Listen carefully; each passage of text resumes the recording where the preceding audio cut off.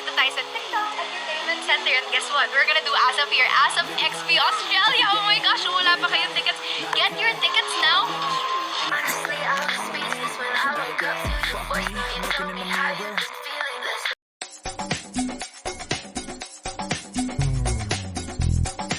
Showbiz Kachika TV. Hello mga kachika! Kahapon nga July 20, 2026 ay nakarating na nga sa Sydney, Australia ang first batch nga ng ASAP Australia kung saan ito nga ay binubuo nila Darren Espanto, Donnie Pangilinan, Bel Mariano, Robbie Domingo at Alexa Ilacad. Sila nga ang unang grupo ng mga kapamilya artist na lumapag sa bansa ng Australia bago ang malaking concert na ASAP XP sa Australia 2026. At kinabukasan naman ay dumating na rin at sumunod ang iba pang mga host at icon ng ASAP XP. Ito nga ay binubuo nila Mr. Martin Rivera, Regine Velasquez, Ogie Alcacid, Gary Valenciano, Shasha Padilla, Eric Santos, Angeline Quinto, Jonah Biray, Clarice de Guzman, Soproyano, Vasquez, Moira de la Torre, Kyle Chari. Susunod din nga ang mag-asawang TJ Monterde at Casey Tandingan. At sabi-sabi nga rin na special guest din daw si Ann Curtis, maging ang Kim Pao na sila Kim Chu at Paolo Abilino ay susunod rin nga sa ASAP XP. Samantala si Meloy Cantiveros naman ay bitbit nga ang kanyang asawa na si Jason sa biyahe na ito na talaga namang nakakatuwa dahil kahit ilang beses na nga siyang bumiyahe sakay ang eroplano ay talaga namang takot na takot pa rin nga ito bawat sakay niya sa eroplano at talaga namang dasal ng dasal for safety trip. At dahil nga naunang dumating ang grupo nila Darren, Robbie, Alexa, Don Bell na sila Donnie Pangilinan at Bel Mariano, sila nga rin ang nagkaroon ng pagkakataon na mamasyal muna habang hinihintay nga ang iba pang mga kapamilya artist. Namasyal nga sila sa mga tourist spots sa Sydney. Talaga namang enjoy nga ang grupo at syempre kulitan to the max dahil magkakasama nga ang magkakaibigan. Si Darren naman ay nakitang kumanta sa kalsada or nagbasking nga sa Sydney, Australia habang naglilibot nga ang kanilang grupo. Kakaibang energy nga ang hatid ni Darren sa mga Pinoy fans na naroon nga at nanonood habang siya nga ay kumakanta. Syempre proud Pinoy kaya naman ang lahat ay tuwang-tuwa nang biglaan nga mag-perform si Darren Espanto. Syempre ang kanyang mga kaibigan ay naka-full support sa kanya. At after naman ng kantahan, syempre kain na naman ang kanilang ganap.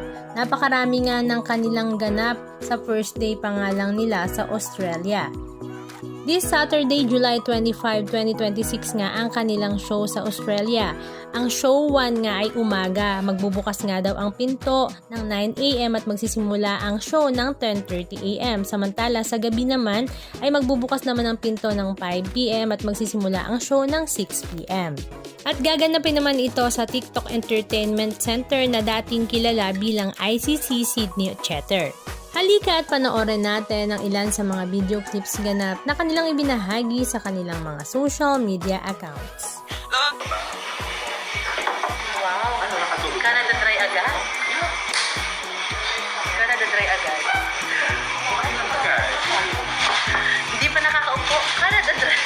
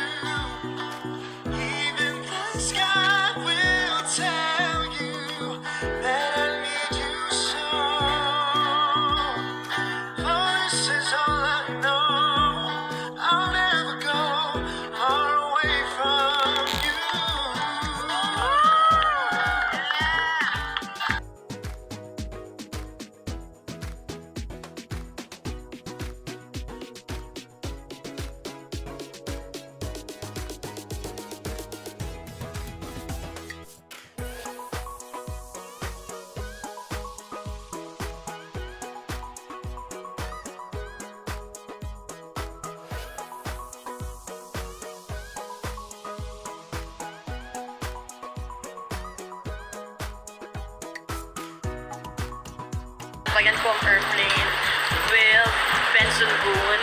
Ayan. Hey guys, andito pong, kung napunta kami ng Korea, Place of Korea na para mga mukhang, mga kwan talaga, mga mukhang, mga chinito, mga mukha. Ito naman talaga American place, Australian place, different kind of kuan. Saka malamig na, pero hindi naman so. Ayan, this is our mall. Ayan, my loving. Wow, awesome XP. Yeah, ganda mo girl. Wala pong tulog kasi nagandahan sa akin.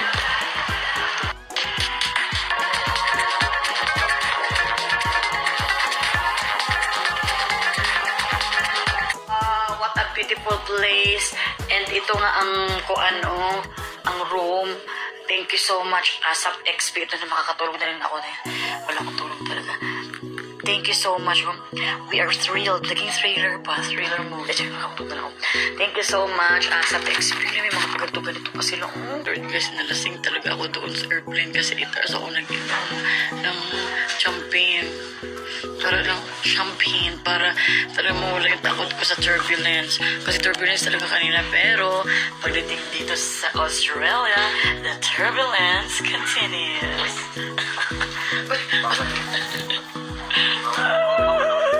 Hindi, ikaw ba yung driver na Misasha tsaka ako tulong na Misasha. Guys, nakainom na. Hindi, kasi naka-table namin sa breakfast kanina. Tapos napaisipan namin, nakausap namin siya, ba't natin kausap si Misasha? So naisip namin, parang oo nga, parang kasama sa table ang driver niya at saka PA niya. Kasi laki. Osi!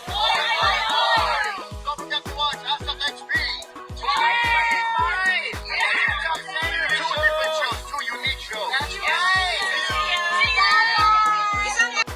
Anong masasabi nyo mga kachika? Just comment down below. And please don't forget to subscribe. Thank you!